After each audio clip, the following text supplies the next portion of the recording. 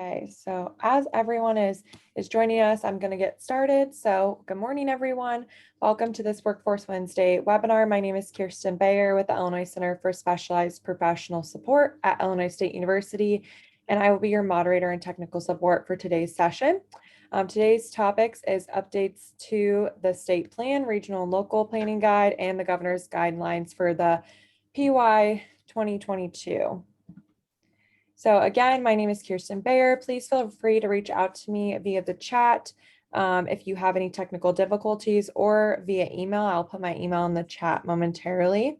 I wanted to go over a couple of housekeeping things before we get started, as well as start off with our beginning Workforce Wednesday webinar polls. So I'm going to kill two birds with one stone, so to speak here.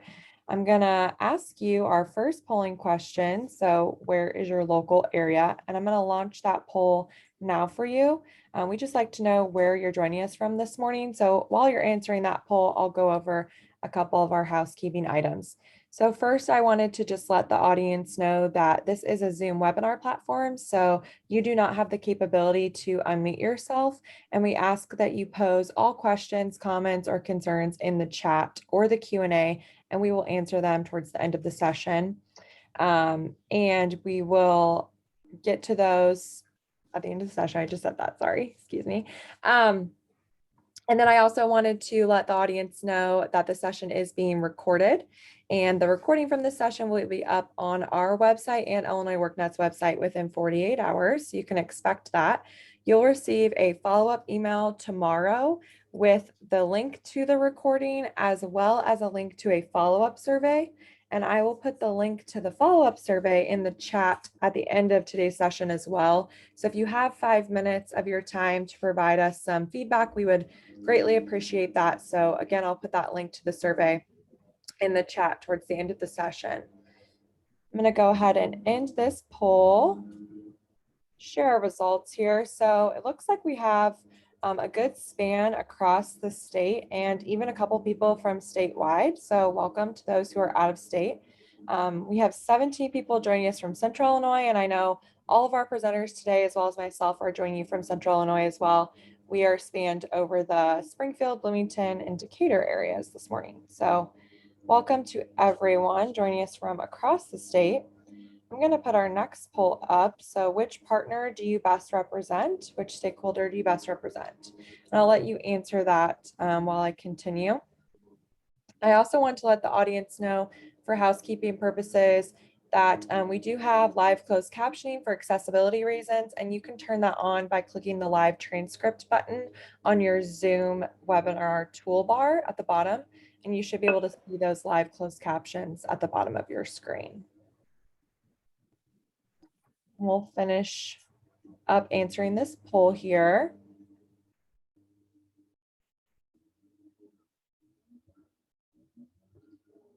Okay, a minute. We got a couple more answering.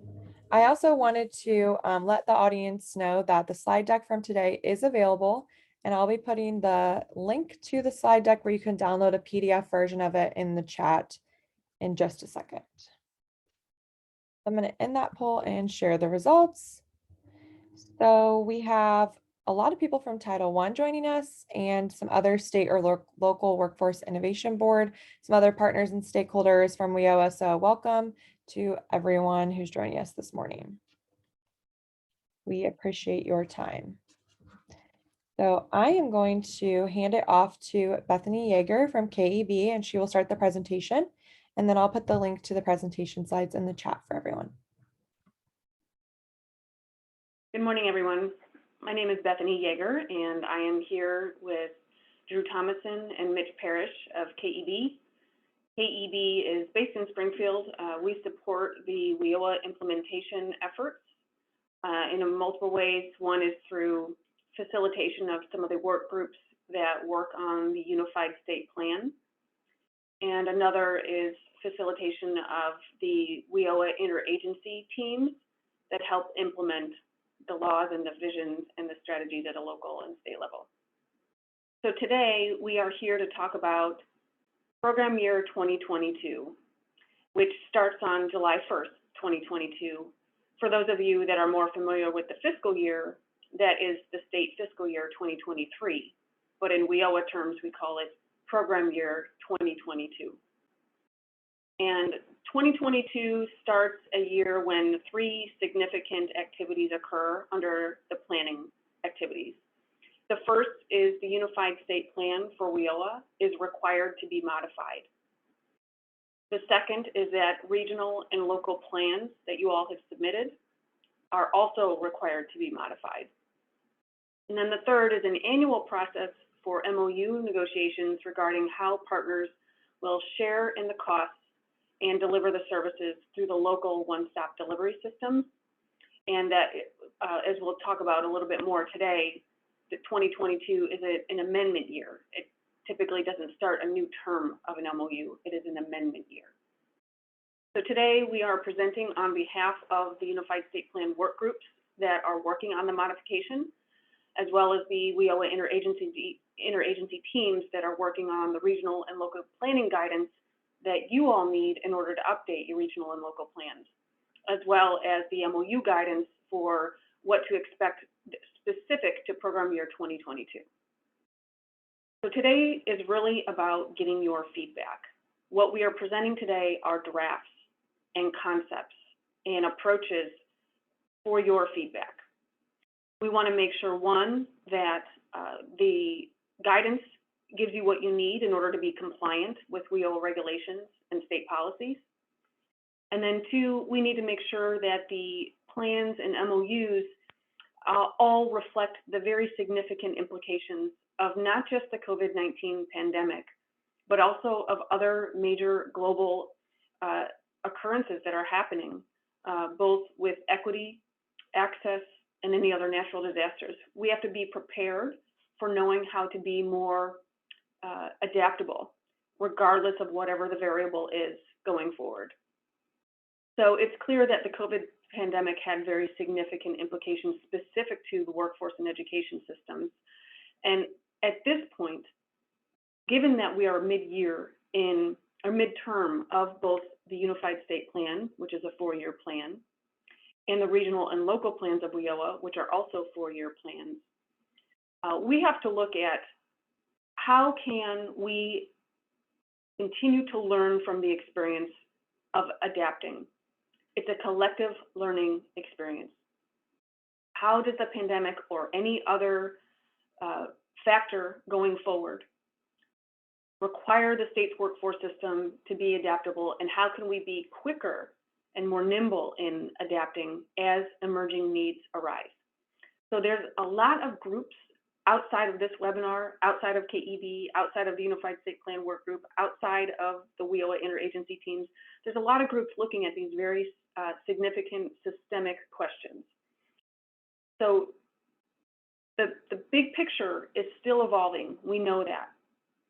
The vision for how we as a state will continue to adapt specific to workforce and education systems is still in progress. So when we think about how all this bigger context affects the requirements to update the Unified State Plan and update the regional and local plans and incorporate your commitments in the MOU for local service delivery, we have to think about all those global things, but also how can we look at this as an interim update to do 3 things. One is reflect on the known implications that we know of so far, both of the pandemic and other disruptions from natural disasters or equity and justice movements. We have to name what we know so far. That's doable in the modification, at least to some extent.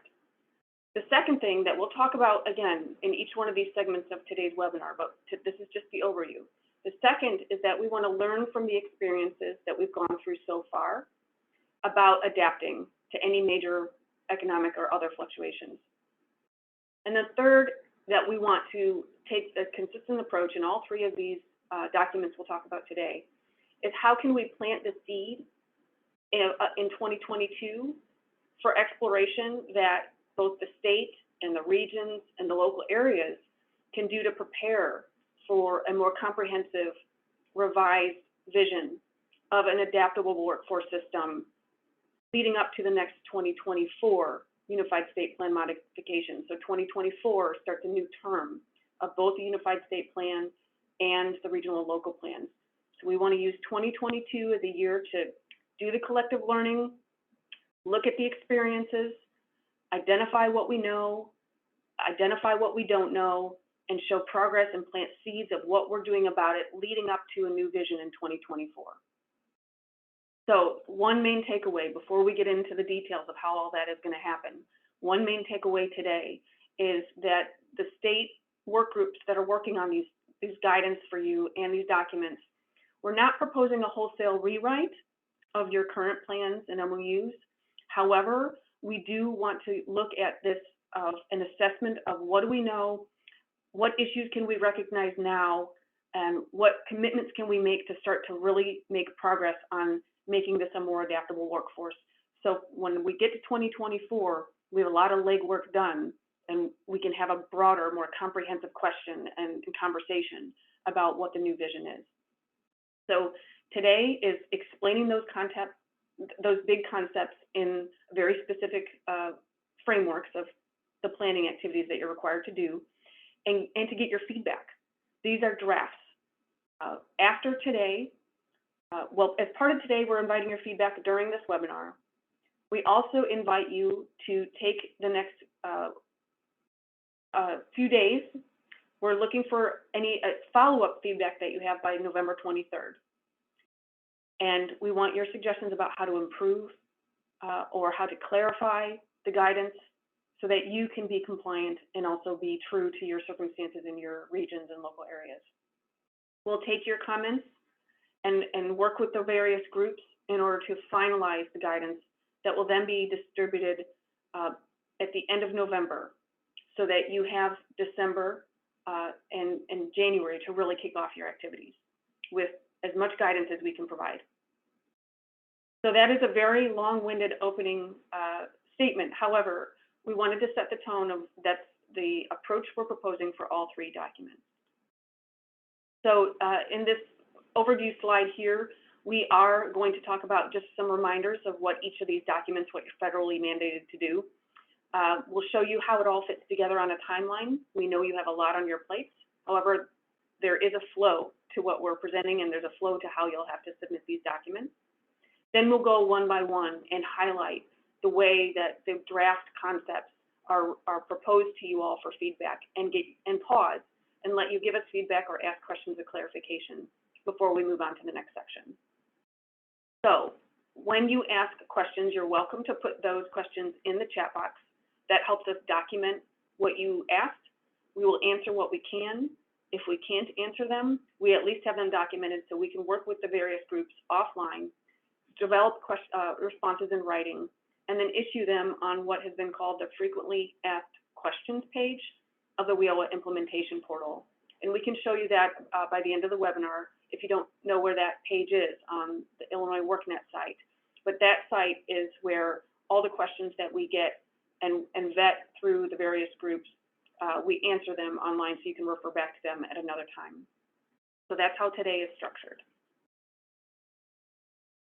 The next slide is about, let's revisit those federally mandated plans. The WIOA requires every state to develop that 4-year plan. Illinois has completed what's called a unified state plan since WIOA was first implemented in about 2015. And the unified plan has very specific requirements for 4 core partners. You know them as Title 1B, which is the adult dislocated worker and youth programs under WIOA. You also know Title 2, which is adult education and literacy. And Title 3 is Wagner-Pfizer employment services. And Title 4 is vocational rehabilitation. So even though Illinois has completed what's called the Unified State Plan, that has specific requirements for those 4 core partners, the approach to producing both the big Unified State Plan and any modification is to engage all 16 required programs in Illinois and get as much engagement as possible to get the broad view of how the system is moving with all required partners working together. And the stakeholder engagement is designed to be broad. It is not focused just on those 4 core partners.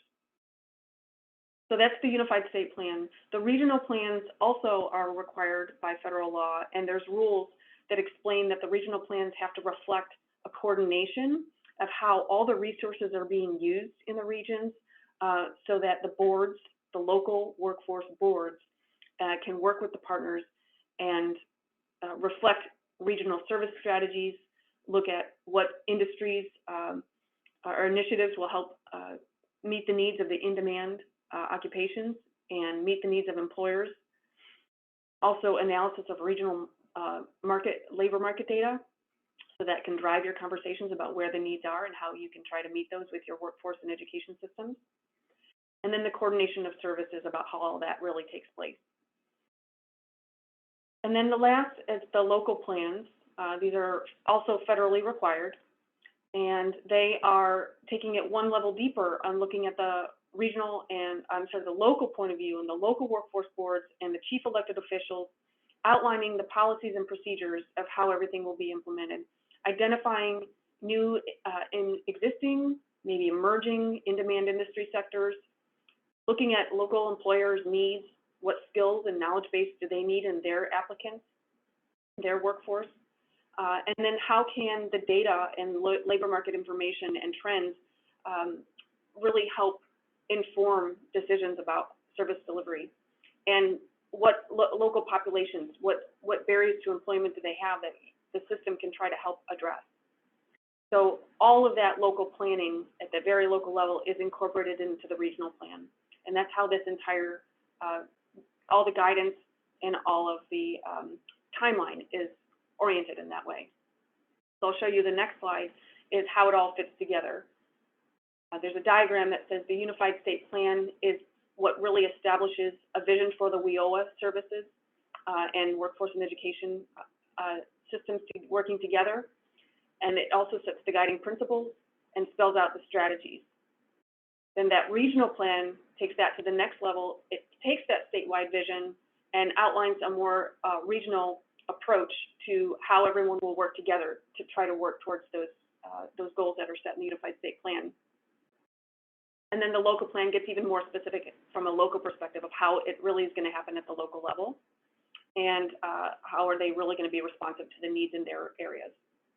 Then the MOUs, which we'll also talk about today, are a memorandum of understanding between all the required partners who are present in a local workforce system and who make their services available through those local workforce systems.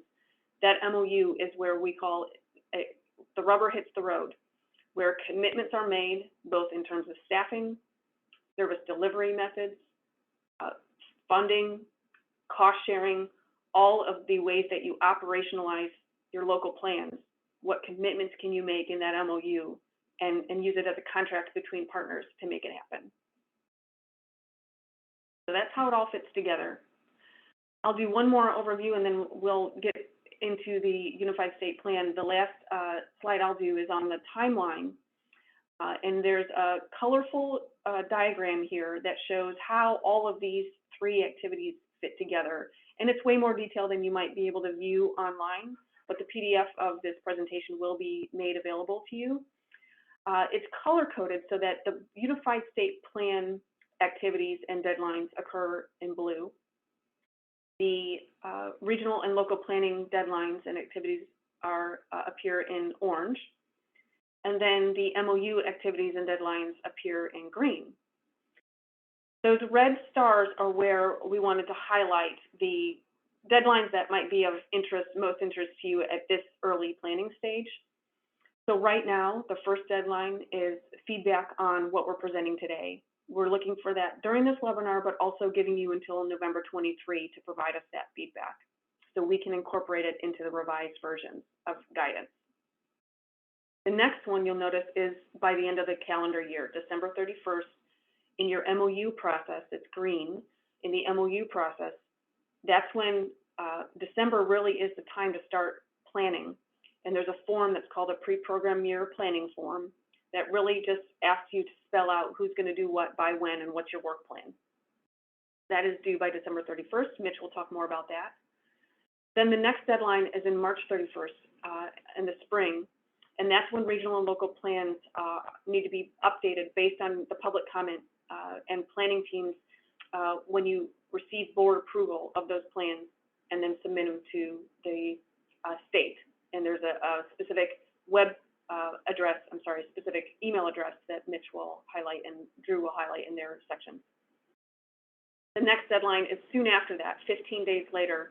That's when you, in the MOU process, it's green, in the MOUs, that's when you submit what's called a report of outcomes.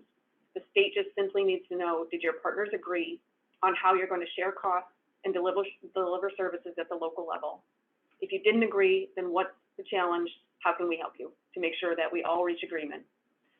By the next deadline, which is in June 30, that's when your MOUs have to be submitted to the state in finality, signed off, agreed upon, ready to go.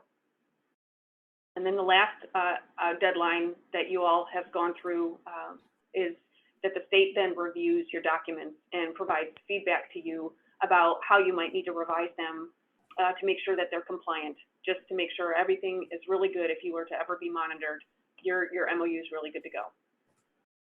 So those are how everything fits together. We have structured this over the years. Hopefully we've gotten a little smarter of trying to spread out the deadlines so that it flows together. We're always open to your feedback and appreciate all the work that you do to meet these compliance requirements. So that ends my overview section of what we'll talk about today. I'd like to hand it over to Drew Thomason of KEB to talk more about the Unified State Plan. Great, thanks, Bethany. If we can go to the next slide. So I'm going to talk a little bit about the Unified State Plan and the modification process that is ongoing. I think Bethany did a good job giving you kind of a backgrounder on that. So just briefly, the state plan sets vision and goals for the state workforce, and then strategies that we'll use to achieve those vision and goals. There is some federal guidance as to what is required to be in that state plan. That is called the ICR. And it also is guidance on what is required to be in the modification. So as Bethany said, we're at the start of the 2-year modification process. Now, normally, a modification tends to be a reflection of changes in labor market and economic conditions, but as we all know, the past 2 years have been anything but normal. So the modification process this year is going to be a little outside of what we've done in the past. It'll probably take a little bit more work to do and be a little bit more substantive than it has been in the past. So in doing so, we hope that it reflects what we've learned about COVID and what a large global or even national emergency or something along those lines has an impact on the workforce and how we can adapt to that.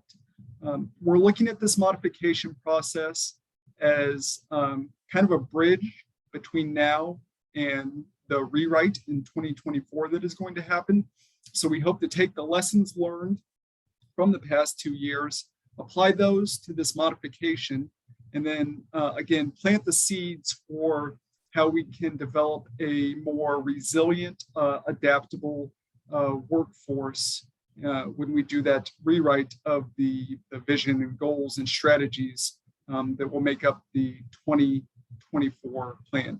The modification that is going on is due to the Department of Labor and Department of Education by March of 2022.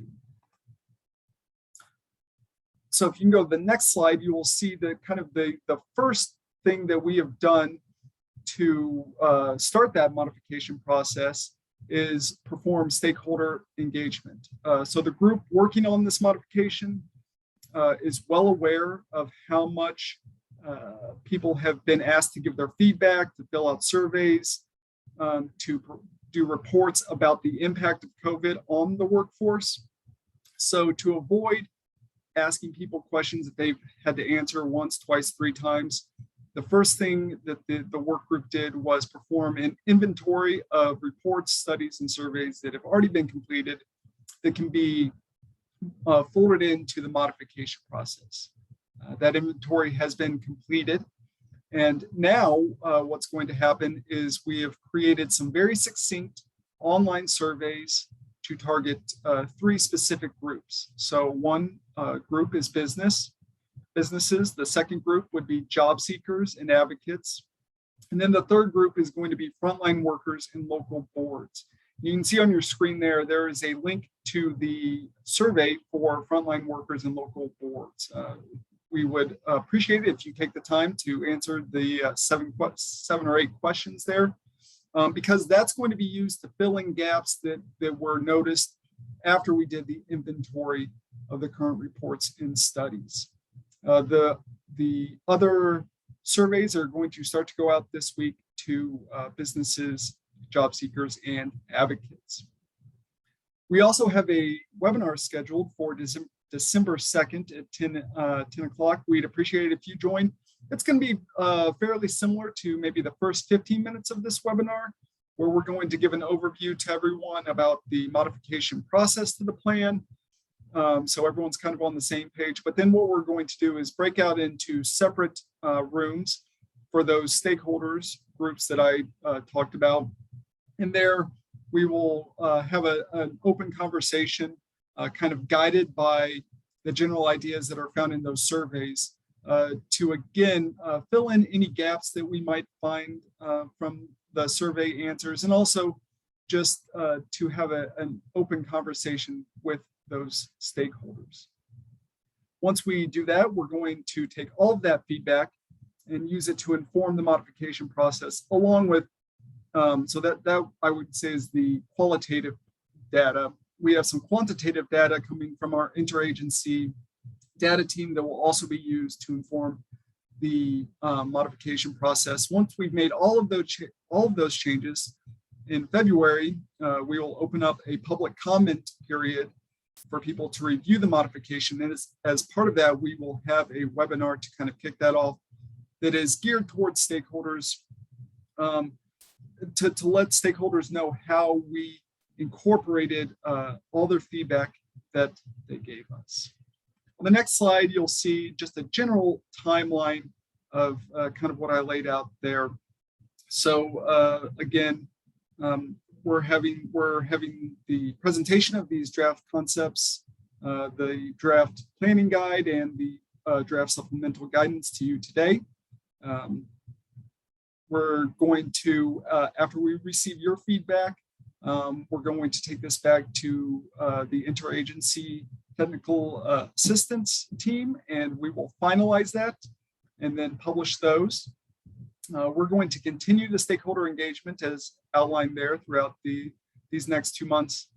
And then once everything is finally approved, we will submit the USP modification on March 1st.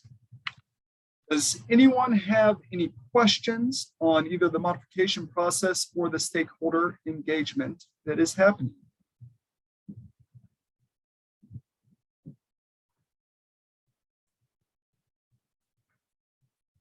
All right, great. Well, then we will move on to the next section. So here I'm going to go over the draft guideline or draft guidance for regional and local plans. If you can go to the next slide, please. So the state is required to establish guidance for submission of regional and local plans.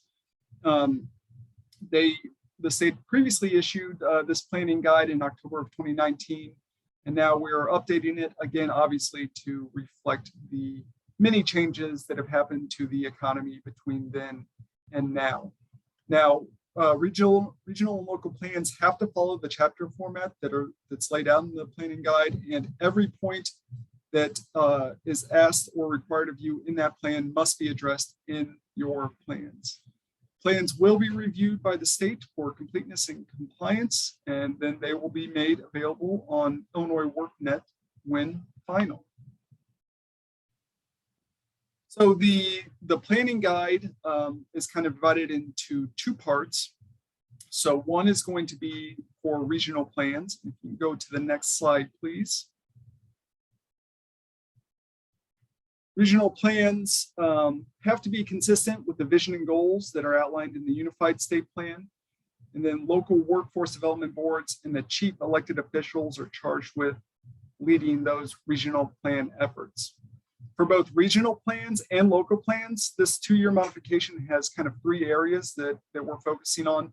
First, just like a normal update, we're asking for the incorporation of any notable changes in the labor market or in economic conditions over the past 2 years. And then kind of tying in with that, secondly, obviously the biggest impact on either the labor market or the economy has been the pandemic. And over the next few slides, I'm going to highlight some of the changes that are related to that the technical assistance team offers as a way to ensure that you know how and where to incorporate modifications related to COVID. And then lastly, the Interagency Technical Assistance team wanted to ensure that equity was incorporated throughout the region and local plans. So each chapter now has a dot point asking you to address equity within that chapter. And again, I'm going to go over that in the coming slide. So on the next slide, you'll just see kind of describing local plans, very similar to regional plans. However, local plans specifically must support achievement of the state's vision's goals as outlined in the USP, and the local plans within a region have to support and align with the regional plans. All right. So on the next slide, this is kind of the first big change to the regional and local planning guide. And it's just describing how to find very easily the changes that the technical assistance team has suggested. So everywhere where we have made a change, it will be highlighted. And it should be easy to navigate where the changes to the planning guide have been made. Then on the next slide, I just want to reiterate that there are very few completely new areas or requirements that you will have to address. Most of the changes to this planning guide are asking you to update specific sections, again, to ensure that the impact and implications, ongoing implications of COVID are incorporated into your plan modification. And what's more, I think once you, if you haven't already reviewed the draft that was sent out, I think what you'll see is that most of these changes are very similar through each chapter. They just change depending on the chapter topic. So if you go to the next slide, I'll kind of go over the language that is used more or less in the overall description of each chapter. And I won't read that, I'll let you read that. But it is language that is meant to help guide you and ideas to keep in mind while you are updating those chapters. So there are 2 phrases in this that I want to specifically bring to your attention that kind of get to the heart of what we're hoping you address and modify in your plans. On the next slide, you'll see that the first phrase that I want to bring to your attention is information and analysis. So in each chapter, we're hoping that you update with information and analysis related to COVID. We're not looking for a history or reporting out of what happened over the past 2 years, but we do recognize that plan updates have to be informed by the ongoing pandemic, the ongoing impact of the pandemic and its continuing impact. So when we say information and analysis here, what we mean is a recognition of how much of a sea change the last 2 years have been, and to incorporate those lessons learned into your plans, into your plan modification. The second phrase that I want to bring to your attention is what steps will be taken. So you'll see that on the next slide. This is where kind of the rubber hits the road, so to speak. We want to ensure that you describe activities that will be taken to adjust your approaches to achieving what was set out in the 2020 plan. This could be anything from on-the-ground programmatic changes to simply continuing to monitor and be mindful of the impact of the pandemic. All right, if you can go to the next slide and one more. So on the next few slides, I'm just going to give you a few examples of how that language was incorporated into the chapter headings. Here's an example of a regional one. So as part of the 2022 modification, regions are required to provide updated information and analysis noting any significant impacts of the COVID-19 national health emergency and what steps will be taken to address the challenges and opportunities that are associated with regional service integration strategies. If you go to the next slide, again, I'm not going to read this one, but you can kind of get a feel of how that language was incorporated into these chapter headings and things that you need to keep in mind when you are performing this update to your plans. And then on the next page, you'll see kind of an example of, so those two examples were for region plans. On the next slide, you'll see examples, an example for a local plan. So if you can go to the next slide, please. So LWIAs are required to provide updated information and analysis noting any significant impacts of the COVID-19 national health emergency and what steps will be taken to address the challenges and opportunities that are associated with the local operating systems and policies. So you can kind of see that the updates to this guidance, I like to say they kind of rhyme from chapter to chapter. I think once you start to perform your modification and your update to your plans, you'll get a sense of the flow that we're looking for. All right, on the next slide, I want to address the one of the two new dot points that was included for each chapter in the region and local planning guide. So those chapter headings, I'm sorry, these aren't the new dot points. Those were the general guidelines that we just went over for each chapter. This is the language that we used if there is a sub dot point that needs to be addressed to, especially involving COVID. So this language, again, we try to use similar language throughout, so you would know exactly where and what we are looking for. And again, with this phrase, I want to, or with this language, I want to draw your attention to two key phrases. So on the next slide, you'll see the first phrase that I want to draw your attention to, and that's where applicable. So on these sub points, we want you to address and update changes that you will make based on lessons learned from COVID and ongoing issues around COVID where applicable. So the Interagency Technical Assistance team realizes that not every part of these sections that we highlight is going to be need to be updated, and we don't want you doing updates for the sake of updates. So please just use, as you're going through this, note where you think that you can fold in updates related to COVID in terms of lessons learned. And then you'll see on the next slide, the phrase, any plans for mitigating. So this is kind of the same as steps. Again, we realize you take the where applicable and then plans for mitigating. So where applicable, update any plans for mitigating the implications of the pandemic. And again, we want to be flexible in this. We realize that none of us have a crystal ball to know or a panacea for solving the issues presented by the pandemic.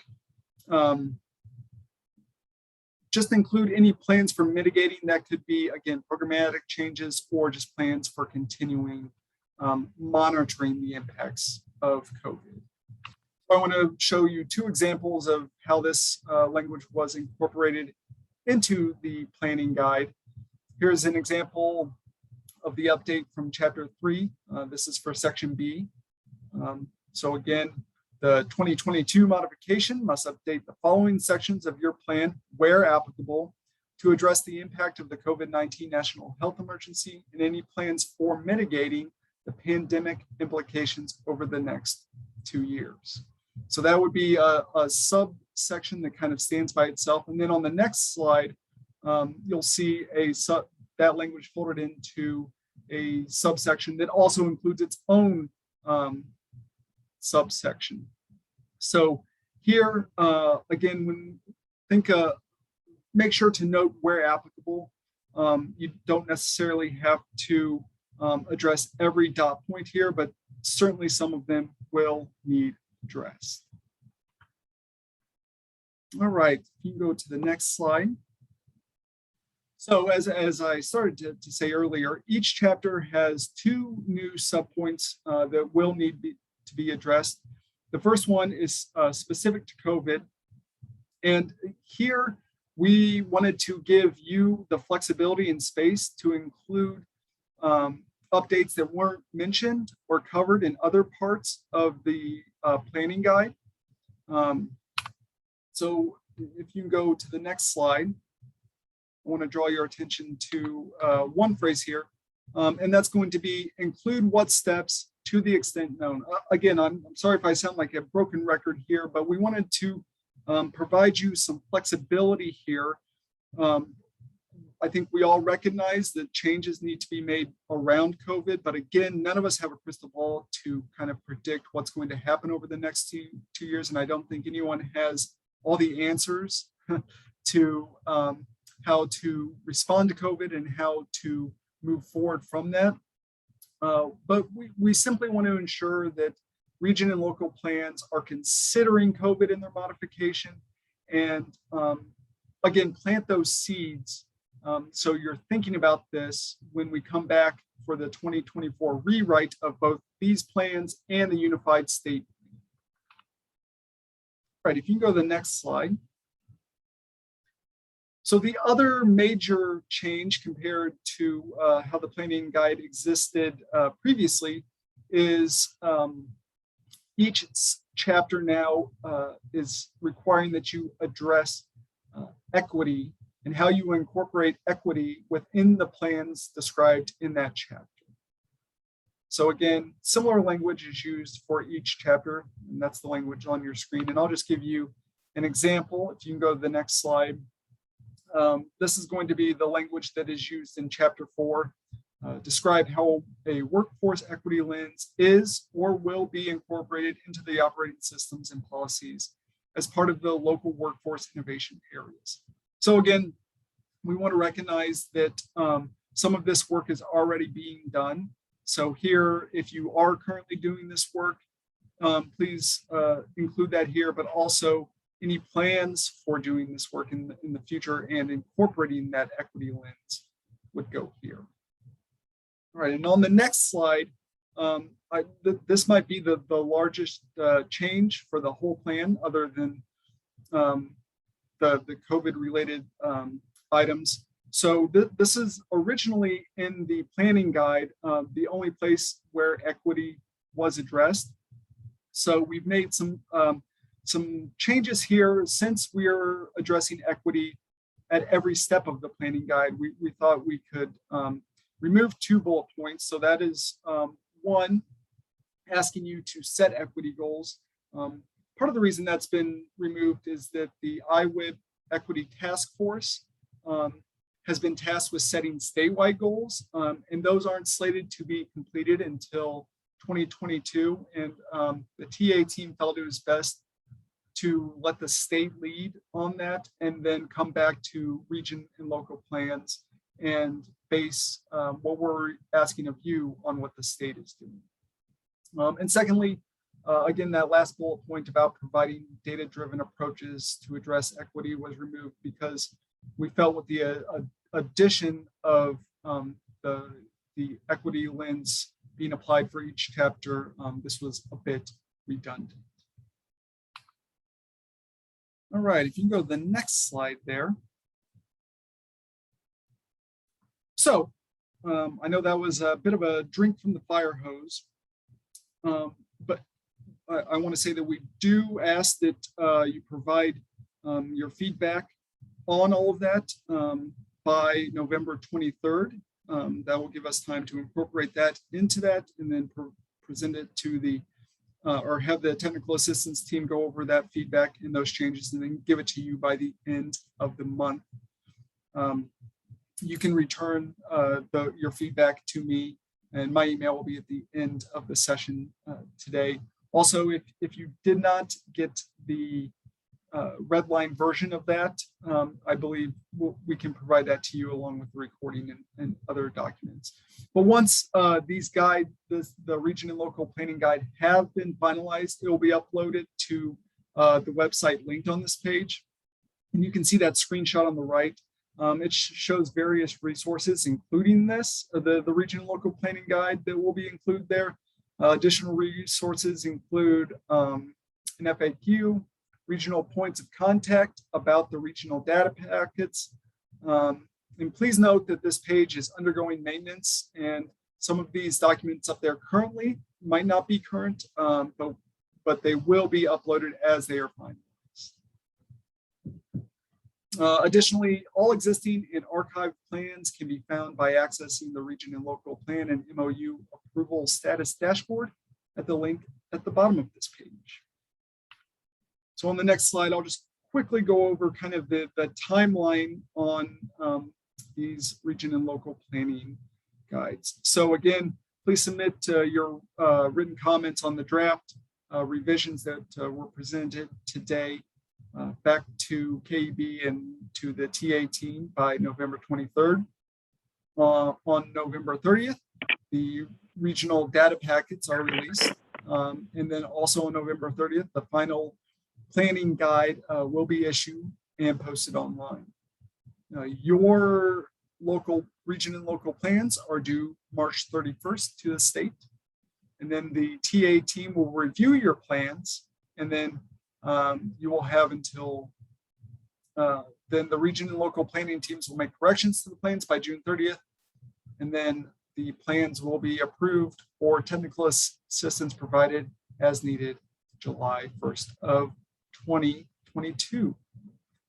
Does anyone have any questions on the region and local planning guidance or anything that I just went over?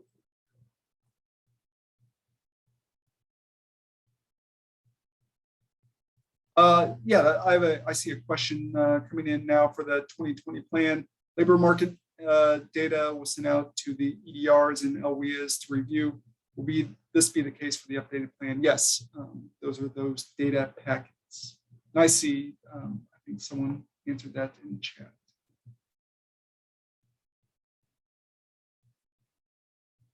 Someone also in the chat asked, will changes to the plan be highlighted, or changes to the guide be highlighted? And yes, the changes will be highlighted.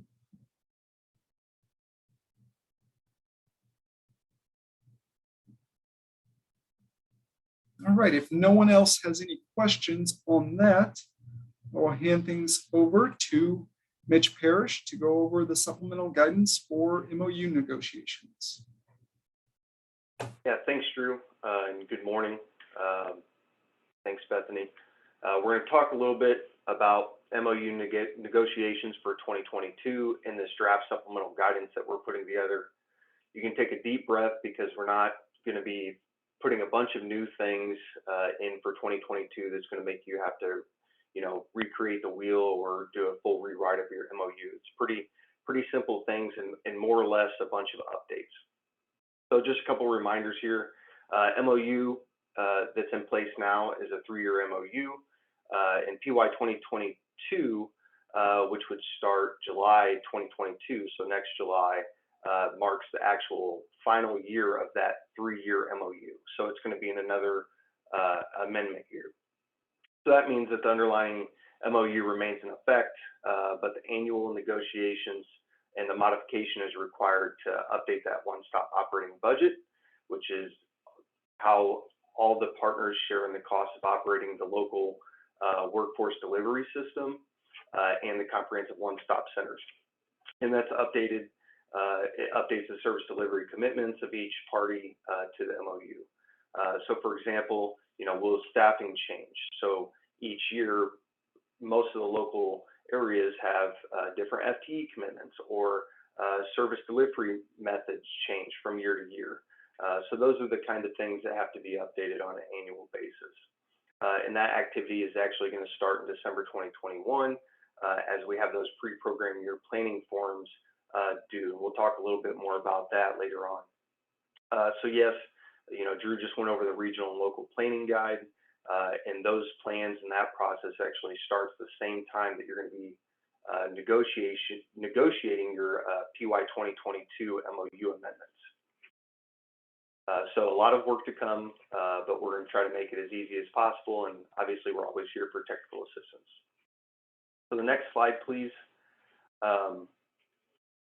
This is some additional reminders, just letting you know, the MOU serves as a tool to achieve that integration and reflect the shared vision and commitment between the service providers, the programs, the one-stop operators, leaseholders, any stakeholders, and local workforce innovation boards.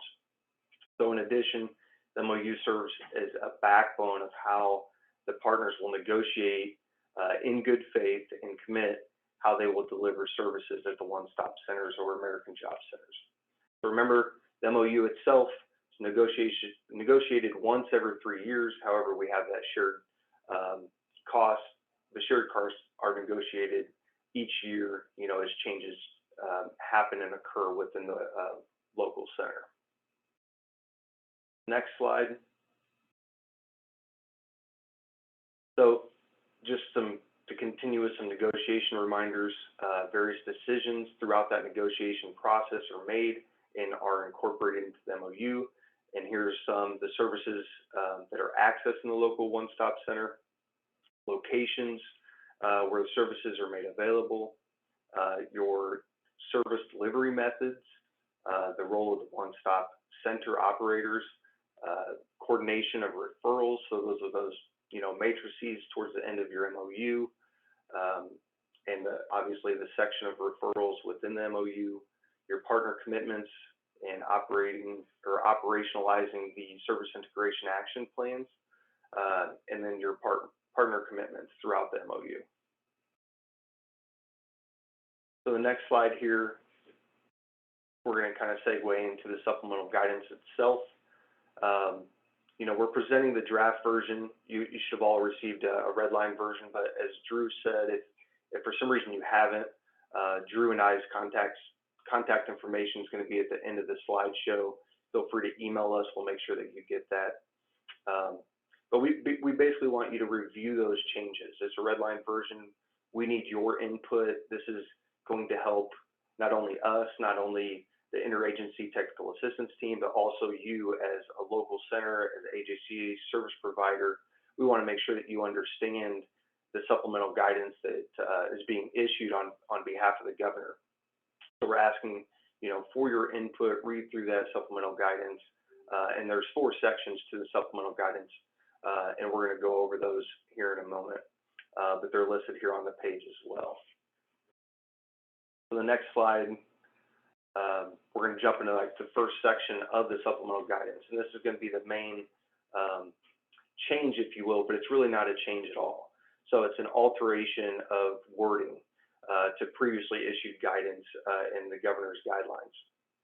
And as decided by local workforce areas and the state, Illinois uses the FTE cost allocation method. And we know that there's other cost allocation methods out there, but this is the one that works best for our state. It's the most practical.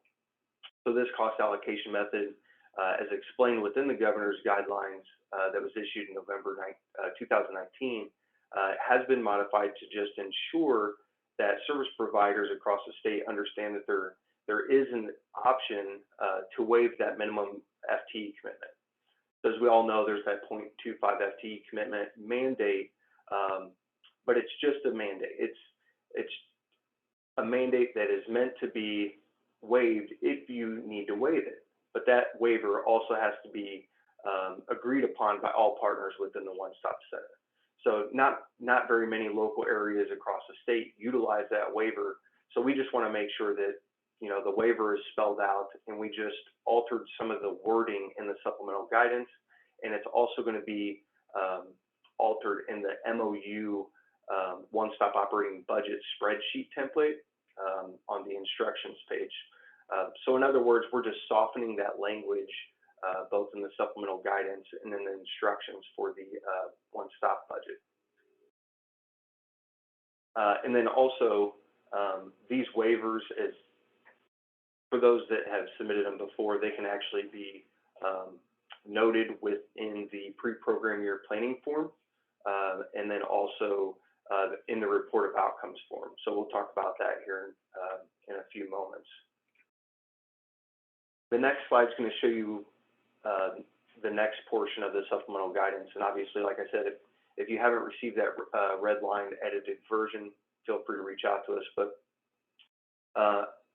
the other aspect is the AJC Reopening Plan. So as you all recall, there was a WIOA notice issued June of 2021, so just this past summer, with the purpose of guiding American job centers to safely reopen to the public.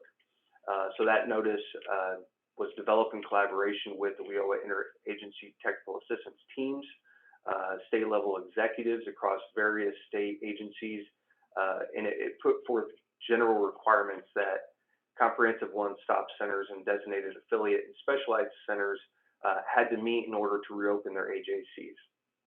So that notice contained a required form that local centers would have to fill out and meet various criteria, and the notice also spelled out, which local workforce areas met certain scenarios and different criteria that they had to meet.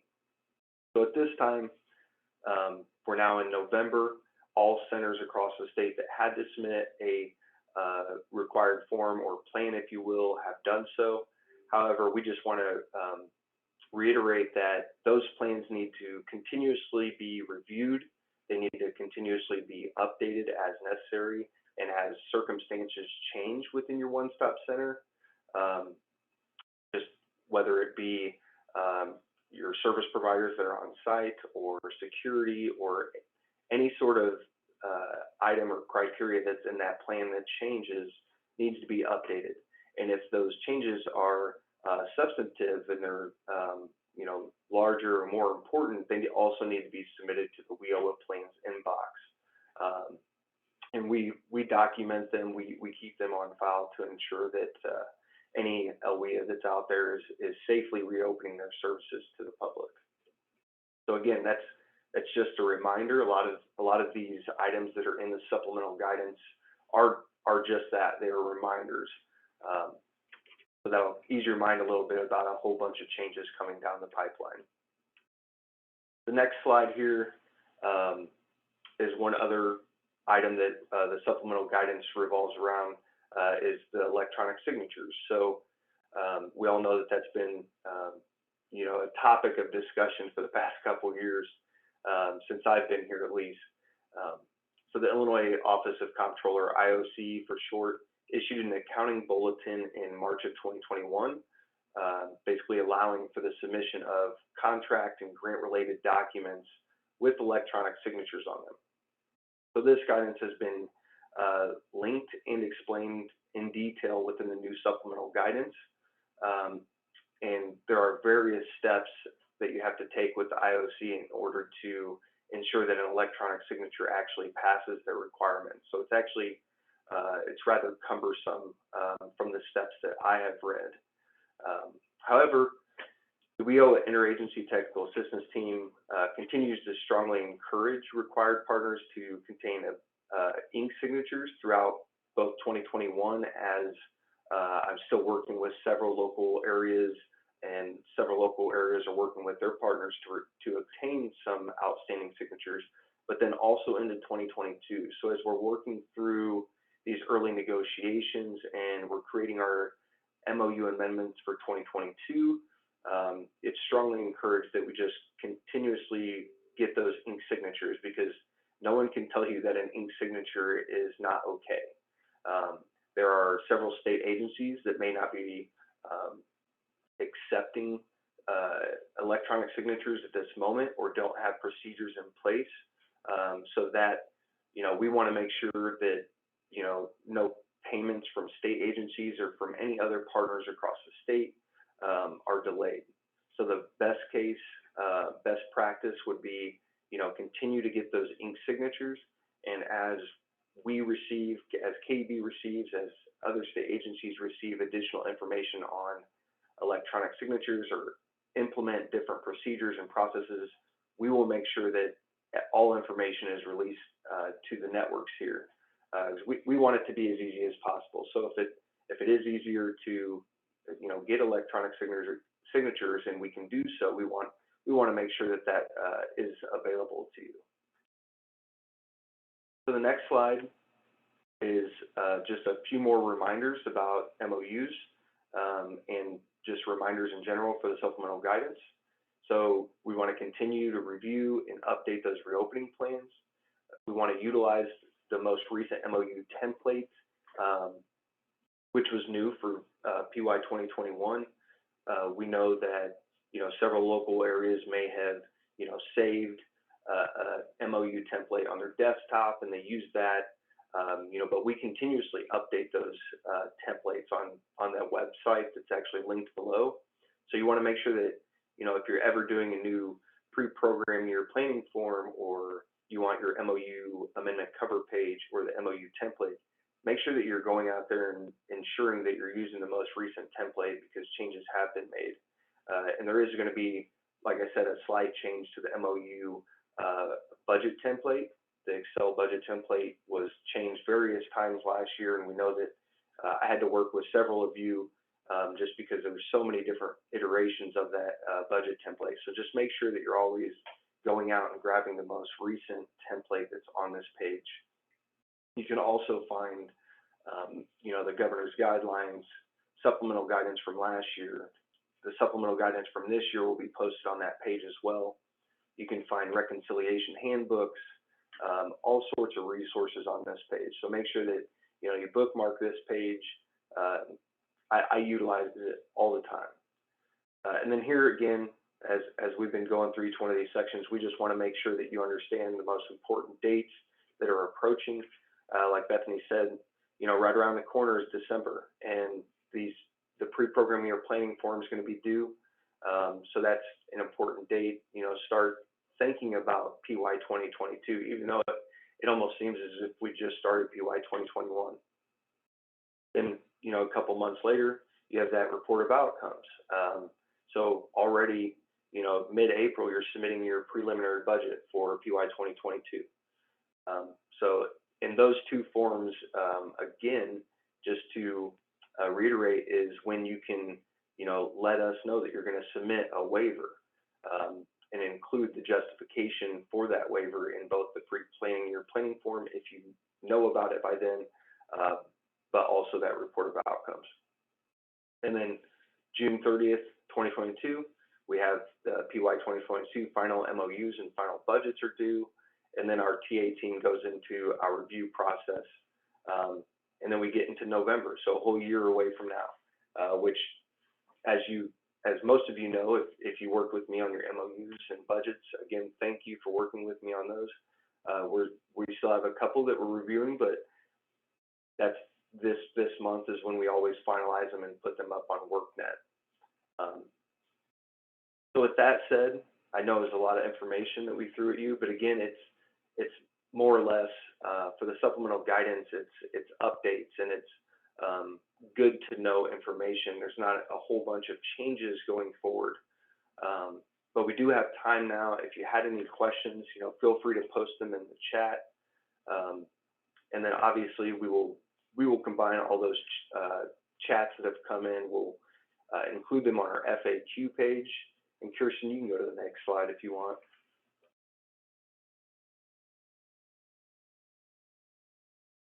But like Drew said, there's going to be an FAQ for the regional and local planning guide that has its separate page. And then the MOU implementation page will also have FAQ page as well. And that link to the FAQ page is actually where you can go and submit FAQs.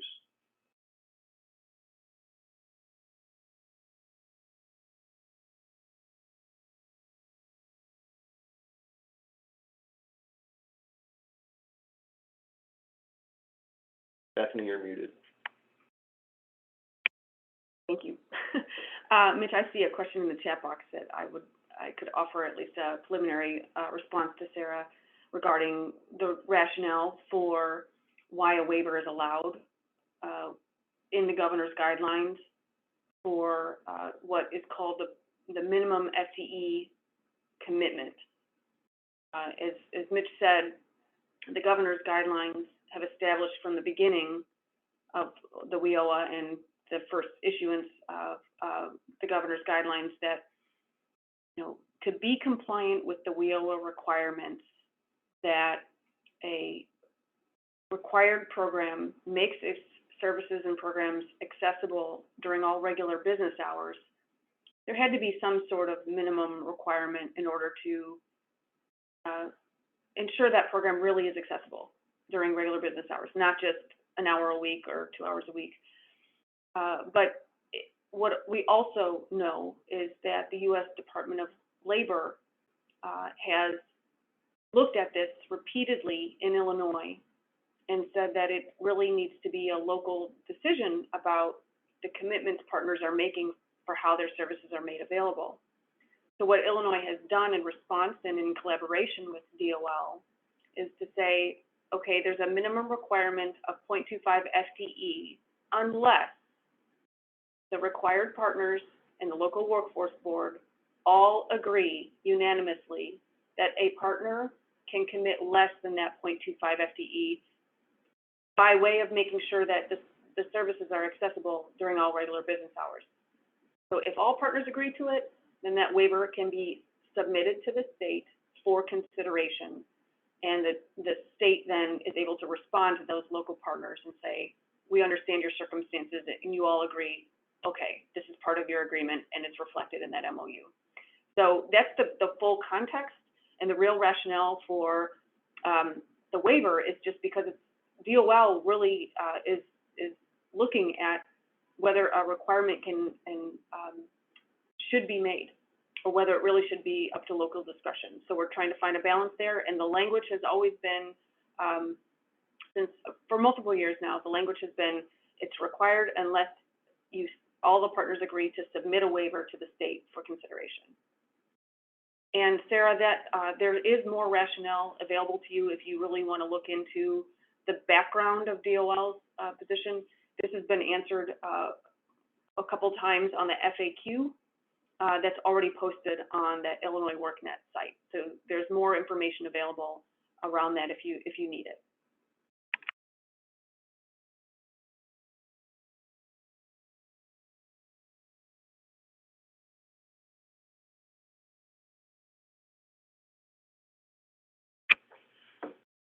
Thanks, Bethany. If there's no other questions, we can go to the next slide here. So like I said earlier, we want all attendees to review those documents that we sent out.